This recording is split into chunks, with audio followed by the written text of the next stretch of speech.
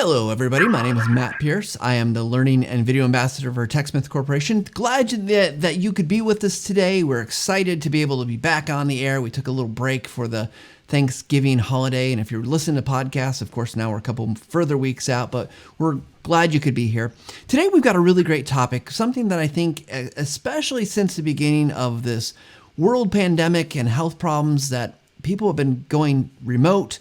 And there's this interesting issue that if you were creating a lot of instructor-led courses, now you got to figure out how to get them into virtual settings so that you can actually deliver them to your audience. And we've got a great guest today. We've got Shannon Tipton. She's going to be joining us and talking about this, and we're going to dig into that in just a second. So one of the things I just want to mention, if you are listening to the podcast, please go out and give us a rating. It helps us get found and helps your colleagues and friends and others know that the Visual Lounge is something that you can watch and listen to. Now, with that said, let's jump right into today's episodes. We're going to introduce Shannon here. If you've ever met someone that you just click with, let me just tell you, you feel like you've known them for a long time, then you know how I feel about Shannon Tipton. Shannon is someone that is, at a small conference, she took me under her wing, and through that experience, I have benefited greatly, not only learning from her, but getting to meet awesome people that she was so gracious to introduce me to. But she also, I just watch her present and I watch her share her knowledge, and it's an inspiration.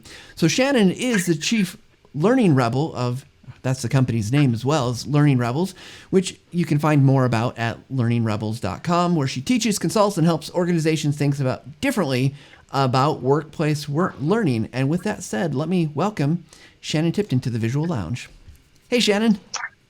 Hi, thank you so much for that great introduction.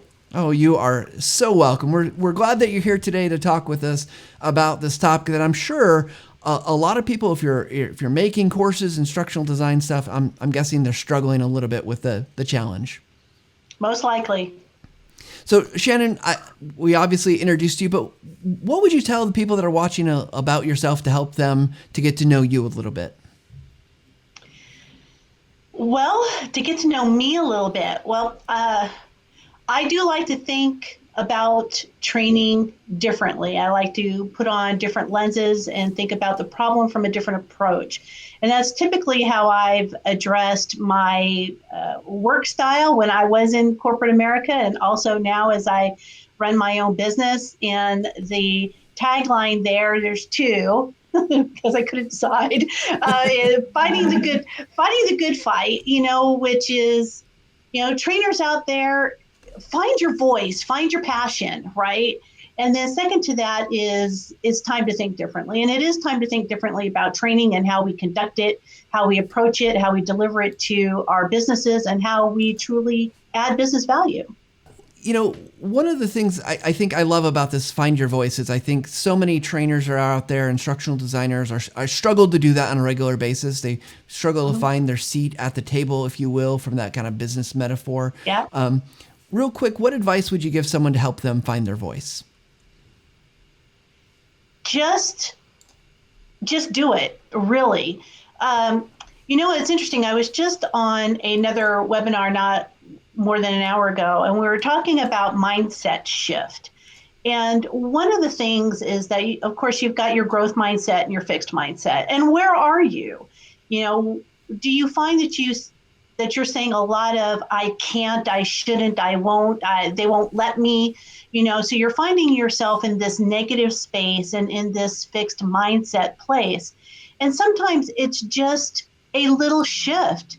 It's rather than I can't, it's a why not, and I shouldn't, I will. I've always been of the mindset of beg forgiveness. If they're going to fire me because I'm using my own branded templates in PowerPoint, then, let them fire me for that. So it's, and then you just work bigger. So my theory here is, jump on in, the water's nice, take a couple of risks, do some under the radar pilots. There are so many things that you can do to shift your paradigm, even just a little bit, and shifting it just a little bit makes such a huge difference. One of the things I want to ask you, we're going to jump into the instructor-led stuff here and to virtual-led stuff in a second. One more question I want to ask you as we get going. I know you use images, you use videos, but how do you use visuals like obviously video or images on a daily basis. What's your kind of go-to thing for using images and video? You mean aside from Snagit? Well, you don't have to say tools, but yes, thank you. But like, what are you using them for daily? Besides how you're making them, what kind of things do you use them for? Images are really important to what I do. And a few of my clients, they hire me to create infographics and other visual type of training for them. And so that's really what I'm using images for. And for me, images speak to the point of the infographic. So if I'm creating an infographic, and I was just working with a client, we created 50 infographics for them. And each one was very unique in style. And I was thinking about what's the point of this infographic? What's the goal of this infographic? And then all of the images then had to align with that point. So every graphic had purpose, every graphic had meaning, so when I'm thinking about how I'm using images, that's pretty much how I'm using it. It's how am I going to communicate a message through that graphic. So let's shift from the kind of some of the general stuff to talking more about instructor-led training and virtual-led training. So with the two topics, so I want to define them a little bit, because if someone's listening or watching this, they might not know the terms, and we'll probably shorthand them ILT, VLT, but what do we really like?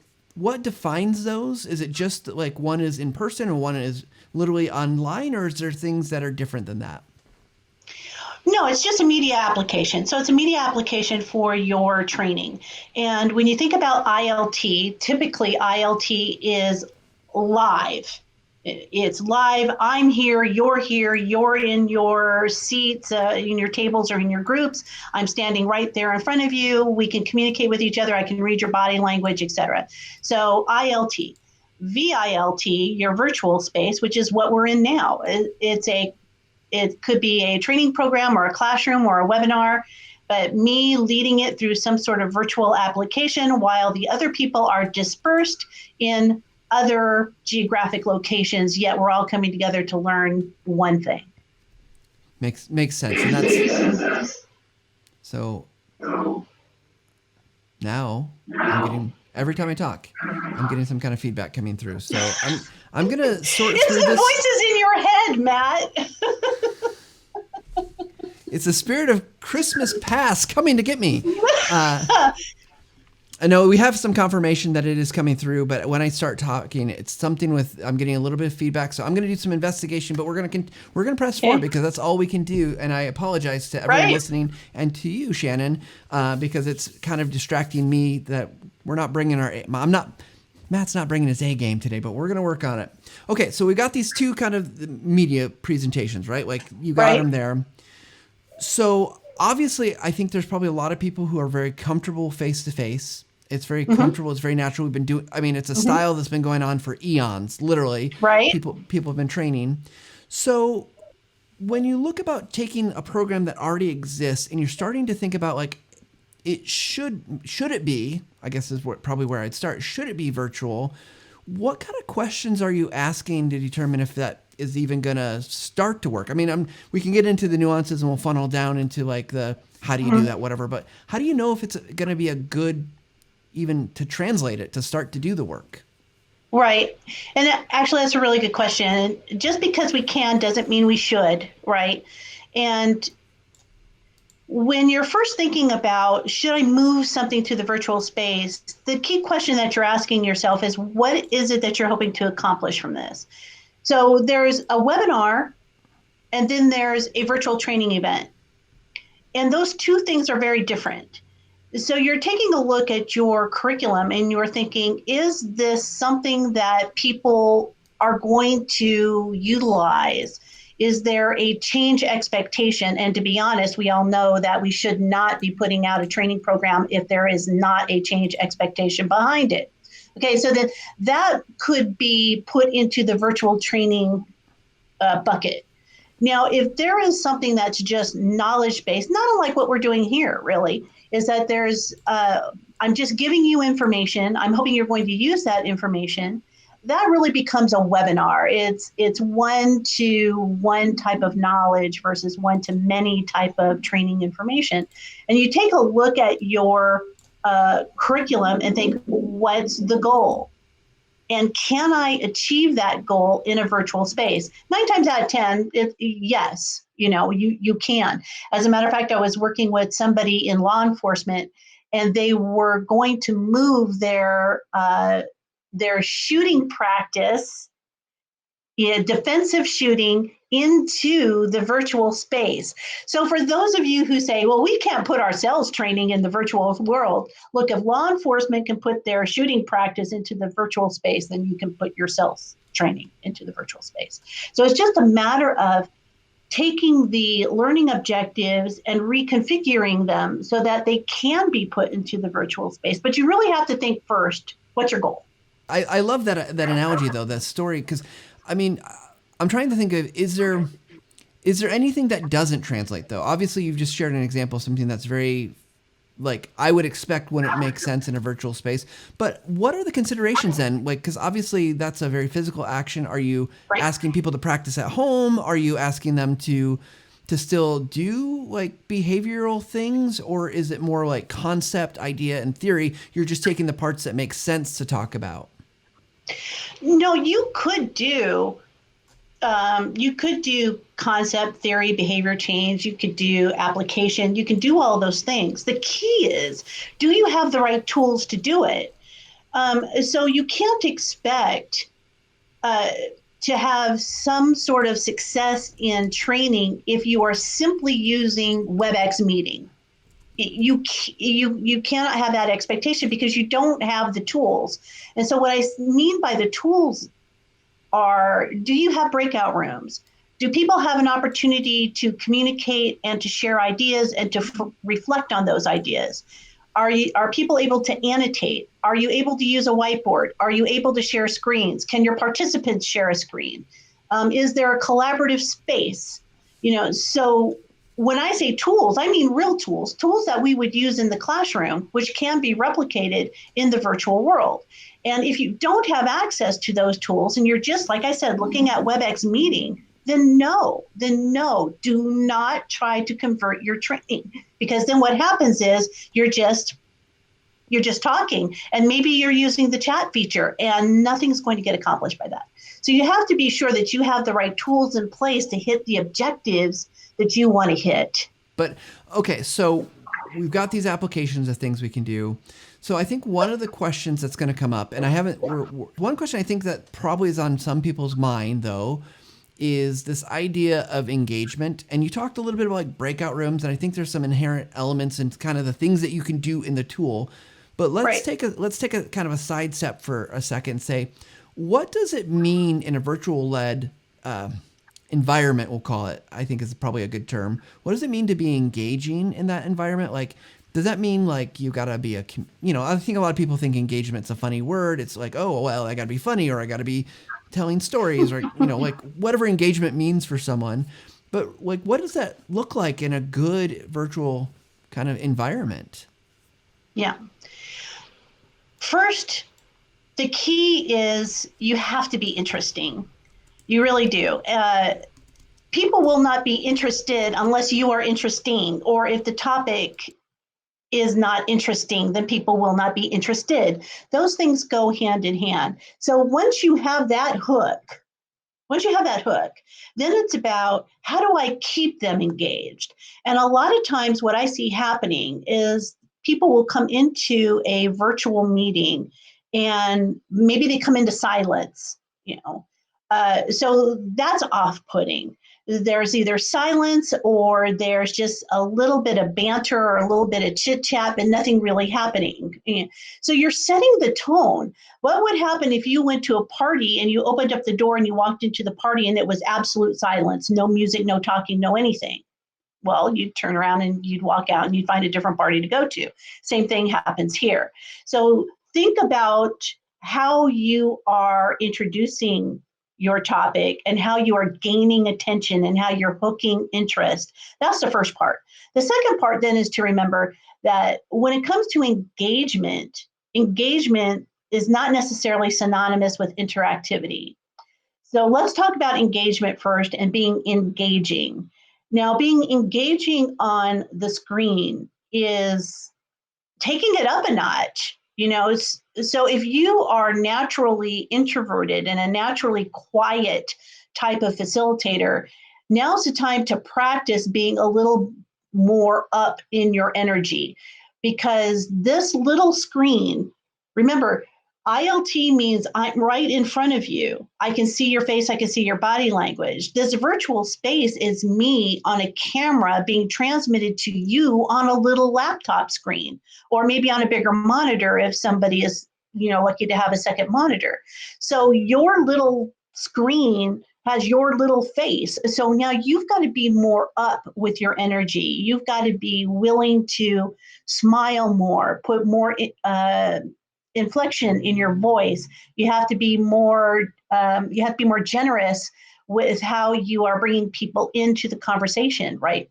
So it's not about being funny or over the top with your energy. Nobody's asking you to do that, but just be aware that your mannerisms and your tone of voice and your facial expressions all need to fit on a little space, and you've got to bring people in. So that's engaging. Now let's talk about interactivity. So interactivity then is, how are we getting people engaged with you and engaged with the information? Now there's a couple of rules of thumb here. And the first off is, something should be happening on the screen every minute or two. And when I say something should be happening, there should be a screen transition if you're in PowerPoint. So something should be happening on the PowerPoint screen. Or you should be annotating the screen using the annotation marker, either in WebEx or Zoom or whatever application that you're using. Or that maybe you've changed your tone of voice a little bit, or you've changed slides. So something should be happening about every minute or two. Then every 4 minutes or so, you should be asking people to do something. Put that in the chat, or use the whiteboard feature, or take this poll, or give me a green check, or give me a smiley face. You should be asking people to use the interaction tools within your tool itself. So be that Zoom or WebEx or whatever it is that you're using, right? And then about every 5 to 10 minutes, there should be a big activity. There should be a mini activity, if you will, a breakout room or a discussion, or something off of Kahoot. Maybe you're going to do a pop quiz. So there should be something bigger that happens. And so now now you can see there's a rhythm, right? Every minute there's something happening on the screen. Every 4 minutes, you're asking people to do something. Every 5 minutes, there's a mini activity that's happening on the screen. So now you can see that there's this cadence that's keeping people with you. And that's what you want to do. So that's, when we're talking about activities or interaction, that's what we mean. A couple things I want to recap, because I think you said, wow, there's so much good stuff there. First of all, I love the idea of being, and I'm doing it now, be bigger on screen, right? Just bring the bigger energy, and things are it's going to convey, because, we used to say all the time, the camera adds 10 pounds. I did that to myself. I think it's that the camera doesn't convey the same energy as you can when you're in a room, right? Like if you've been a trainer, you've been in a room and you're good at it, you know how to kind of work with people and talk to them, and you can fill that space with your voice and whatever. On camera, it's different, because you're not projecting the same way. And in fact, I'd say there's times, and this is showmanship rather than maybe, but we get a little bit closer to the microphone and make it a little, hey, wait a second. This is really important. And it's like understanding the dynamics of the room. So I love that. And then the idea of like finding these interactions and the constant change. Oh my gosh. And here we are, of course, doing a podcast that lasts 45 minutes, 50 minutes. And hopefully we're doing that by questions and using questions. But I love this idea. And it makes me think of, and I think we just mentioned this person recently. I'm blanking on the name. The book is Brain Rules. Oh, John Medina. John Medina, yeah, absolutely, and his book is fantastic, and he talks about Right. something very similar in lecture. Like every 10 minutes, he would do stuff that would kind of re-engage and re-energize and reinvigorate kind of the learning process. So I all that to say that's a really long recap of the brilliant things you just said. What will training look like post-pandemic? Not exactly an ILT to VLT question, but I think it's one that I think probably involves those topics, right? Yeah. Yeah, absolutely. That's a great question. Uh, Here's my thought, and again, it's just my thought. So take it for what it's worth. Um, I believe what's going to happen is businesses are going to realize, and hopefully good L&D professionals will realize that you can do virtual training well and it can be effective. It's also a part of a blended learning solution. So my hope is that we move more towards blended solutions. So whether that's anchored in an ILT or anchored in a virtual space, but we should be using more of the tools that are out there to really encourage learning reinforcement, encourage discussions, ongoing discussions, uh, uh, encourage drip feeding of knowledge, making use of all of the learning technologies that we have that will reinforce learning yet not cause disruption to the business. And that's what I think businesses will see post pandemic, is that there are many more ways for us to get really good exchange of knowledge out there without dragging people into a classroom. And I know a lot of face-to-face trainers probably don't necessarily want to hear that, because we've really wrapped ourselves up in this very comfortable, face-to-face training blanket. But there are really so many more exciting opportunities out there.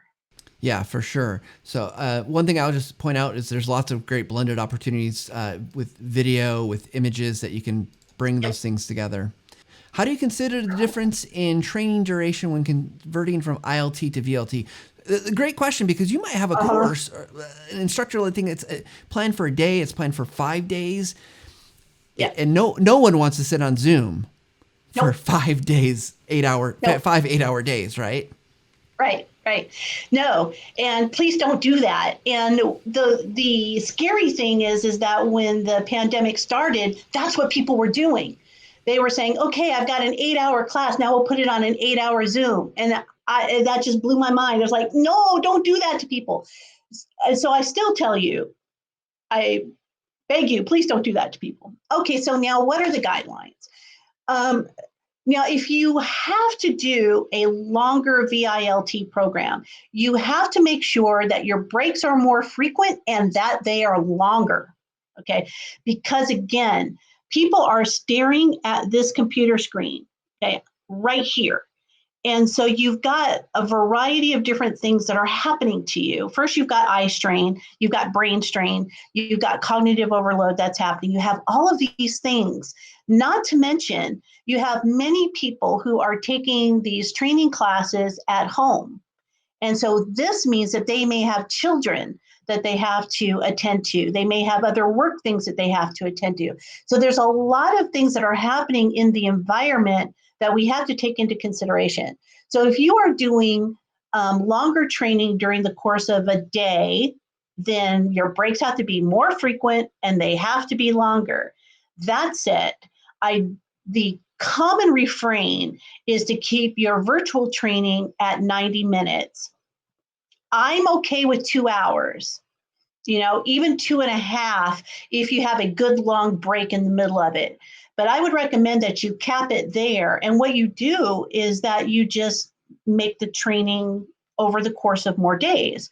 So maybe it's 2 hours on Monday, Wednesday, Friday, rather than 6 hours taking up everybody's Monday and also putting them into brain strain, right? Where we're giving them, technology agony.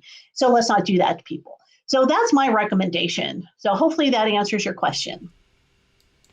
Yeah, one thing I'm curious, Shannon, about your opinion on would be is what about delivering information outside of that virtual environment?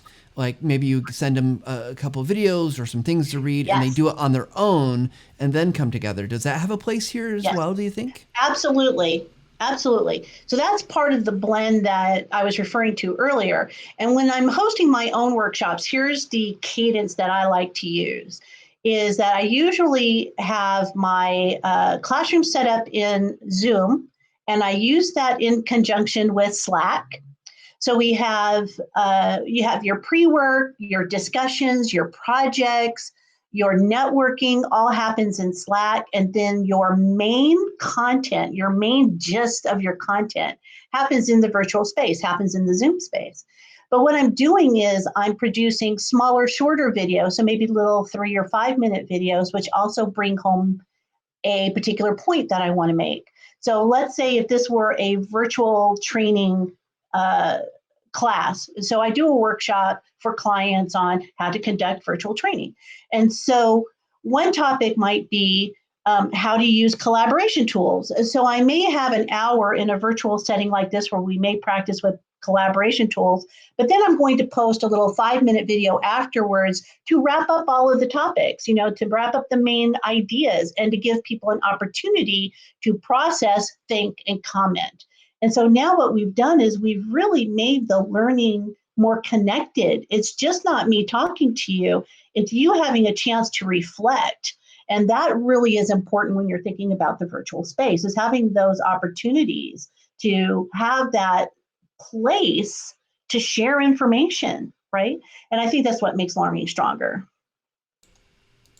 Yeah, for sure. So we're going to do one more question and we'll get back kind of into our formal conversation. This one comes from Steven, and he's asking, do you advise classroom limits for VLT to ensure engagement interactivity? Also for the larger numbers, do you request all have their video on? Great question. I know what it's like at home. You've got a messy backdrop. You're not set up. You're like, oh gosh, I don't want to show my kids running around doing whatever. So that's a great question about the camera stuff, but also about limits. What do you think, Shannon? Right. That's an interesting question. I do not require that people have their video on, and that's for a variety of reasons. Like right now, this very big shot of me, I don't like that because my camera is actually set up to be right here in this square, so you don't see this green screen that's happening over here. But for that reason is why some people don't put on their video, because you don't know what's happening in their lives, right? They may be in their closet for all trying to get some space and buffer some noise. So I never require people to have on their video for that one reason, but also because it sucks up bandwidth. Some people just may not have the internet capability to do that. Now, as far as caps with the class, I've done some virtual classes, which is with as many as 35 people, and that is actual training classes. I don't like it because I can't really use the collaborative tools that I like to use. If you're putting in, mural and you're having 30 people on a mural board, it's very hectic. So I like to keep them smaller. I like to keep them in the neighborhood of 20. Anything larger than that, once you start getting into the hundreds, you're really talking webinar. Then you're just talking, I'm just talking to you and maybe taking some comments in the chat. But that's usually my take on that. I like to keep them 30 and under. Anything over that, you're really looking at a webinar, or break the class up, do 2 parts, one in the morning, one in the afternoon. Shannon, one of the things I'm curious about, because we've talked some theoretical, a lot of great advice here. Like anyone watching or listening so far, I think is well positioned to go out and start making this process. But I want to get a little bit more kind of refined here in terms of the actual process that you use, because we've talked about kind of limits and these kind of boundary type questions. But I'm wondering if you can, so let's say I've got a class and we can use an example, we can make up an example, whatever works best for you to help us to understand. I was thinking about my sister-in-law has found herself in a training role at a credit union, right? And they did everything face-to-face, and now they're like, we need to do stuff more virtual because of everything that's happening. And, the thing I was thinking about is where would you advise someone to start? And I'm sure it's all very dependent on, it depends, because that's a lot of the answers that people have, right? It's like, well, it depends on what the course is. But let's say they were just, I was thinking of something like customer service skills, right? Something that's not, it's not necessarily software, which I think would translate really well to virtual, obviously. But you got customer service skills. So where would you even start to advise, like, kind of that, generally that process you would go through if you've got a virtual environment, or you're going to a Okay. virtual environment? Right. Now, let's say you do have training that's already been created and it's been created for customer service. Now, what you want to do is you're going to reverse engineer this training. So you got your curriculum, and you start thinking about your learning objectives. And now you have to think about, do my learning objectives fit within the virtual space? So, for example, if you've said that one of your learning objectives is, by the end of this program, the participants will be able to de-escalate conversations. So now you have to think about, if I said that the participants are going to be able to de-escalate conversations, we have to create an activity that allows for the participants to de-escalate conversations. That's where you start. So now, what does that look like? Is that a role play? Is that a case study review? Is it a video review? What does that look like? And so you think about the activity that you might have done in your real life class, and then think about, how can I convert that into the virtual space? And is it possible to convert that into the virtual space? In some cases, you may have to rewrite your learning objectives, where you think, well, I really can't have them demonstrating something for whatever reason. I will not be able to have them demonstrating something. So now I have to change what that learning outcome is supposed to be, or what that learning objective is going to be. So that's where you start. You start first with your learning objectives, and then you take the action statement, because you guys are writing good 3-part learning objectives. So you're taking your action statement out of your learning objective, and then you're saying, what do I do in the live class to make that learning objective be successful? Now, what activity am I going to use in the virtual space? What tools am I going to use? What am I going to have them do? And so you map that out first. And then that's when you start thinking about, what am I going to say? Because you've got to get the exercises and the activities in first, and then your words second, right? And then that's why you might even have to recreate your participant guides to fit within the virtual space. So it's reverse engineering what you already have for your instructor-led training. Makes a lot of sense.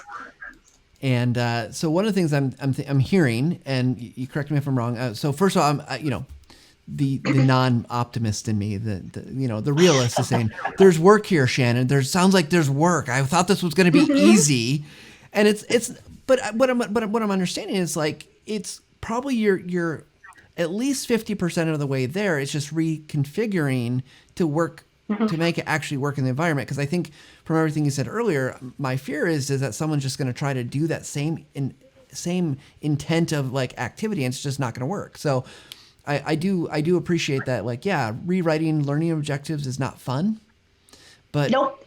It's going to allow you to achieve the actual goals that you need to achieve, because that's what we need. It's it's not about It's not about just the learning. It's about actually getting them to do something, or understand, or perform in a certain way. So I can appreciate that. Okay, so we've looked at our material. We started to say, like, yep, I'm going to rewrite my learning objectives. I'm going to kind of reconfigure my activities. And you said something really key there. That was your voice second. Of course, there's always information to deliver. Like, we can't get away from it, right? You can't just have someone know how to do something. You have to coach them and get them experience. Right. So then is the next step to, like, as you're doing these and reconfiguring, do you look at tools? Do you look at, like, how delivery mechanisms? Do you look at, like, you said maybe your participant guide got to get changed. I'm guessing your instructor guide's going to get updated or audited to make it better, right? Yep, exactly. Because timing becomes really critical. Is how you turn a very heavy activity day into a virtual session, and this is it, is that you have to go back through your facilitator guide and through your facilitator notes and rethink about how the day is structured. You may even have to go back and rethink about how you are presenting the content.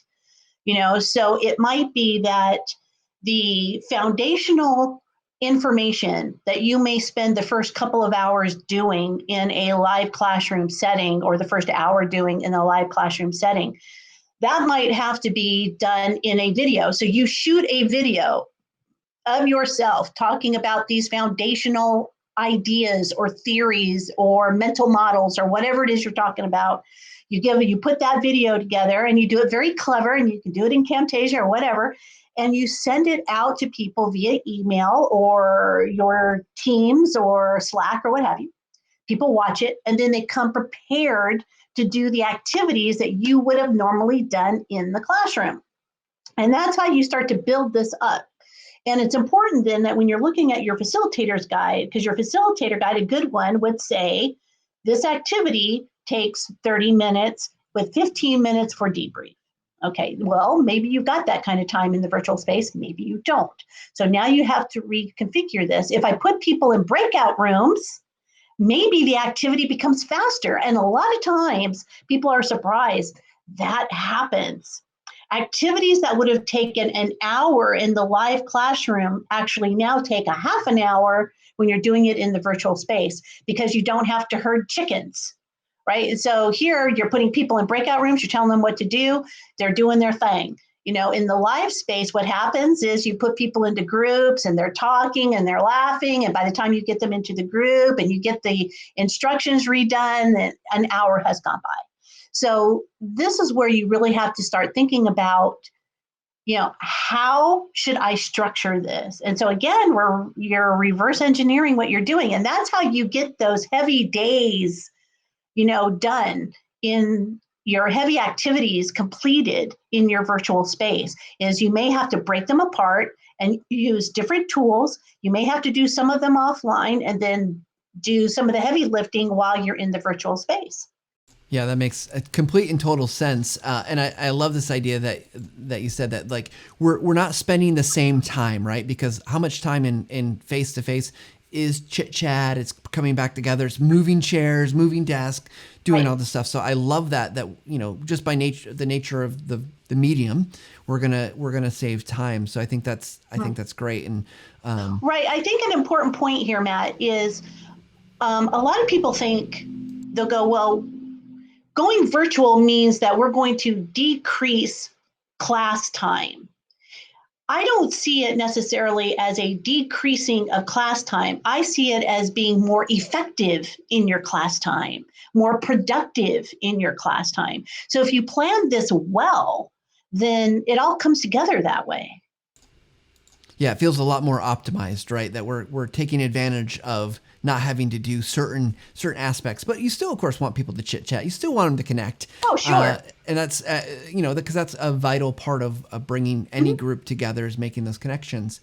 One of the things, as you've been talking, that it hit me, and it wasn't a question I wrote down earlier, but it's got me thinking. Like, we've talked about some of these activities. I'm curious, are there any things that you've seen as you've worked on moving these instructor-led courses to virtual, or you've watched others do that? Are there any activities or things that just you would think would work, but just don't work in the virtual environment? I don't know. I had my doubts at first, when everything started. And I've been doing virtual training now for many, many moons. And I've made my adaptations as I've gone along. But now, ever since the pandemic, I started doing deeper thinking about this. And I've always said it, but now I really realize it, is that there's really not a whole lot that you cannot do in the virtual space if you have the right tools. And it's all about, reimagining how some of the tools are used. For example, I was thinking to myself, well, one of the activities that I like to do in a face-to-face class is the gallery walk. And I'm sure any of you who are live facilitators who are listening right now are familiar with the gallery walk. You hang the flip charts on the wall and people walk around and they give their comments or whatever, as they're walking through. Okay, so how do we replicate that in the virtual space? Because that's always a fun activity. People like doing that. So how do we do that? And it took some playing around with the different tools and bringing in, some extra thought spaces. And I was like, you know what, if I combine breakout rooms with Google Docs, I can make this happen. So then it's really about understanding all the tools that we really have that we don't make use of. So you think about Google Docs or Google Slides or Jamboard, all of those are easily used if you put them in breakout rooms. So all I have to do is put the different links into the different breakout rooms, and people can see each other's work and they can comment on each other's work while being in a group. So I was like, oh my God. So I had that aha moment. So I don't know if there's anything that can work or shouldn't work. It's just about knowing the tools, playing with them, and, being unafraid to experiment.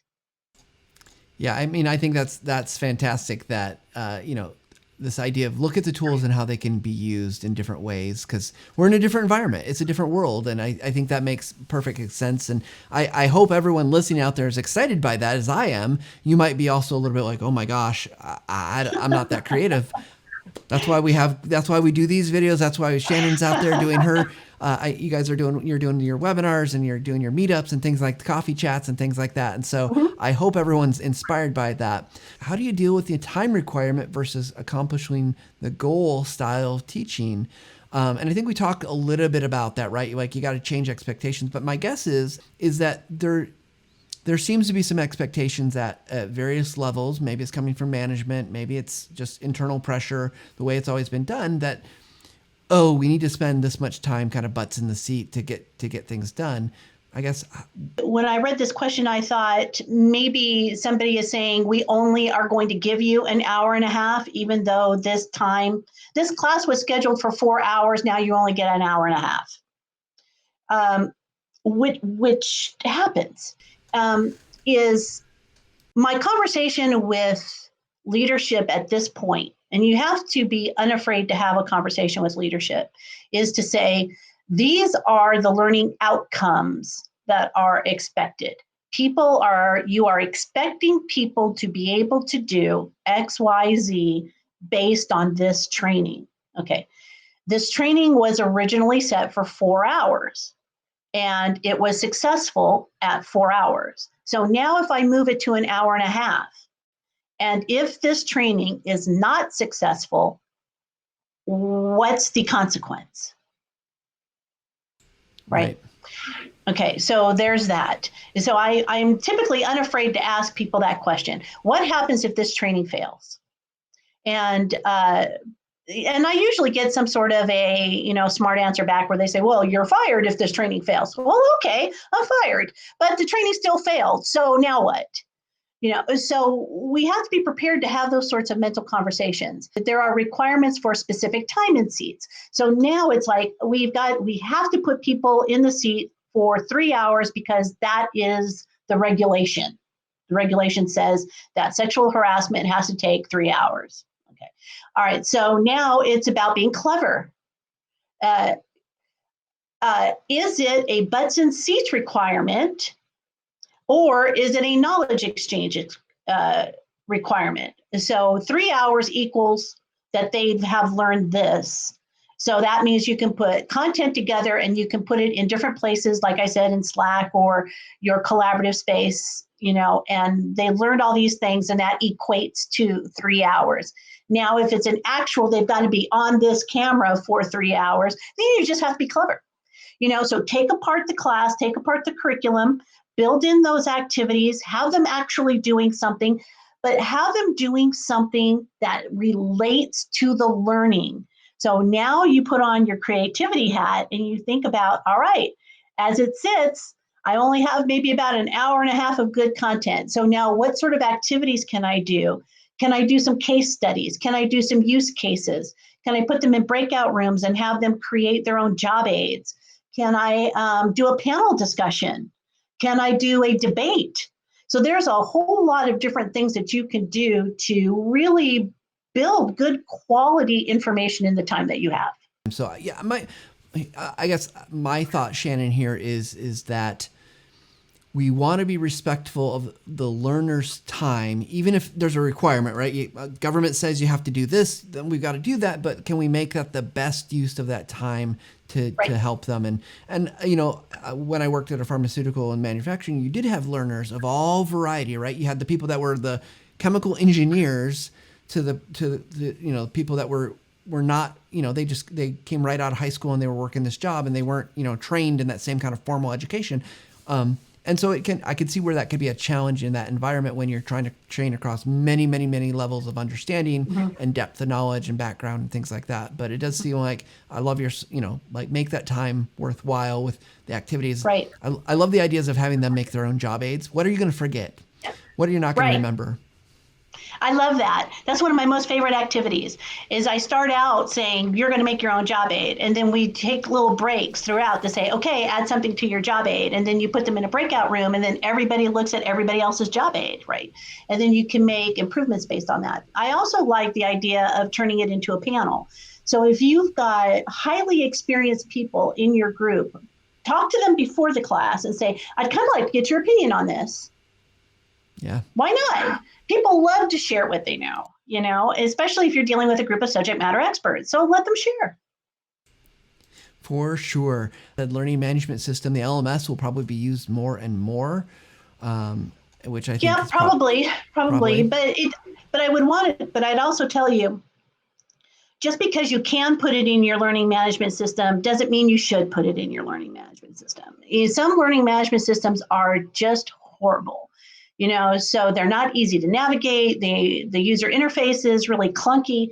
So unless you have to put it in your learning management system, I would encourage you to think about other tools.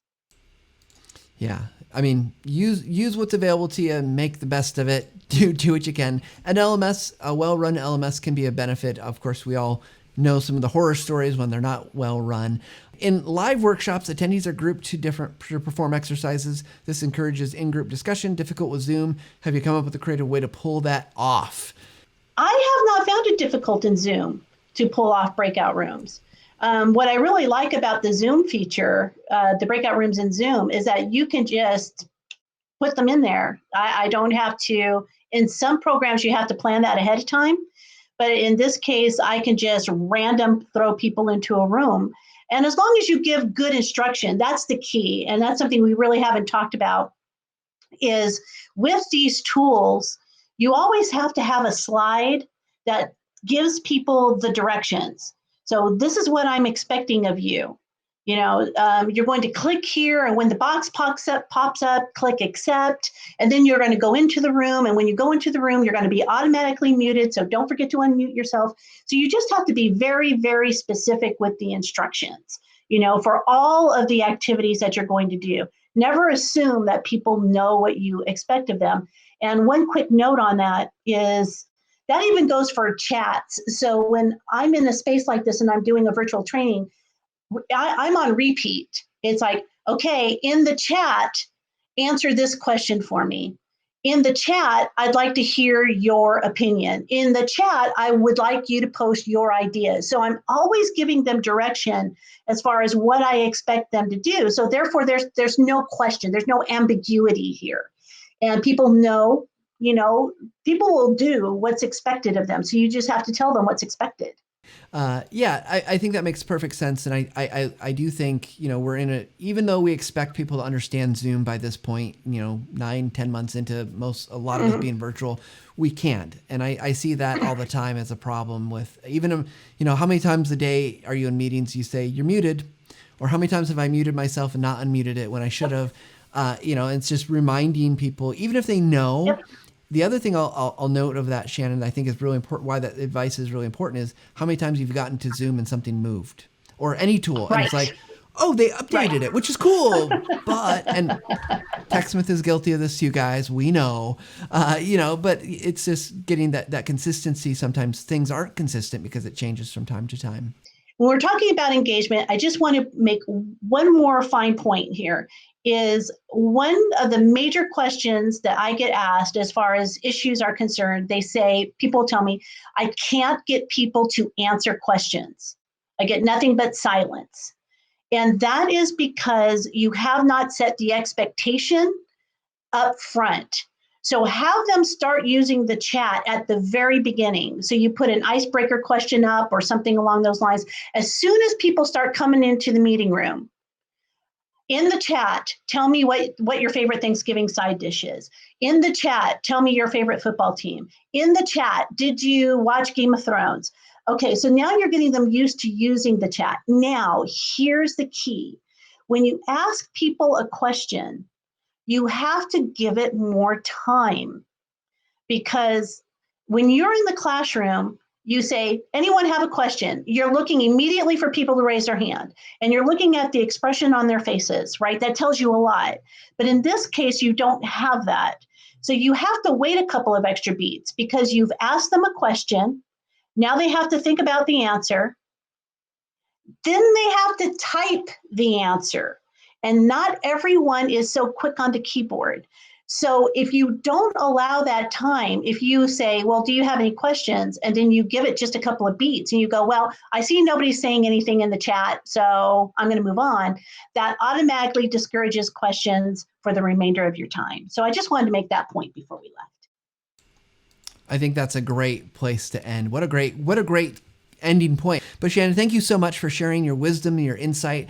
I hope, for anyone, I guess, we've had a couple of people ask about, someone about your book. We got asked about your website. Where can people find you and find more information about these topics? Because I know you're doing stuff all the time that would continue the conversation and be in addition to the conversation. Sure. You can find me at learningrebels.com. I encourage everyone to sign up for the newsletter, not just because it's my newsletter, but because every other Friday we do a live chat. So it's me and the Learning Rebels Network. And if you are on the newsletter, you get those announcements. So if you are interested in having more one-on-one conversations, and these are not hosted conversations like what we're doing here, these are let's everybody jump in and talk type of conversations and share knowledge. And that happens every other Friday. So I encourage you to go to my website, learningrebels.com, and sign up for the newsletter so you are in the know. Perfect. And any place, I suppose you're on social media Twitter, and things. Oh yeah, I'm all over the social. So you can find me Learning Rebels, Instagram, Learning Rebels, Facebook, at S Tipton on Twitter, and Shannon Tipton on LinkedIn. You can find me anywhere. I like to say, if you cannot find me, then the zombie apocalypse has finally hit. Well, let's hope that's not true. Shannon, thank you once again for all your wisdom and insight. So everybody go check out Shannon's website, sign up for a newsletter, and let us know what you think of today's episode. But Shannon, thank you so much again. It's always great to see you and talk with you. Oh, same to you, Matt. Thank you. We hope that you're surviving out there doing your things. We hope that you're finding this content useful, and other content that we make for TechSmith, of course. If you haven't checked out the podcast, go subscribe. You can get that weekly feed right into your ears when you're doing your chores, you're mopping your kitchen floor, whatever you're doing, you can listen to the podcast, or you can watch the videos on replay on YouTube, of course. And if that's not enough, check out the blog, and we'd love to have any of your reviews or feedback with any of it, because we want to know how we can continue to get better. And we hope that whatever you're doing, whether you're making videos, making images, that you spend a little bit of time just leveling up your skills and getting better every single day. With that said, everyone, we hope you have a great week, and we will see you next time.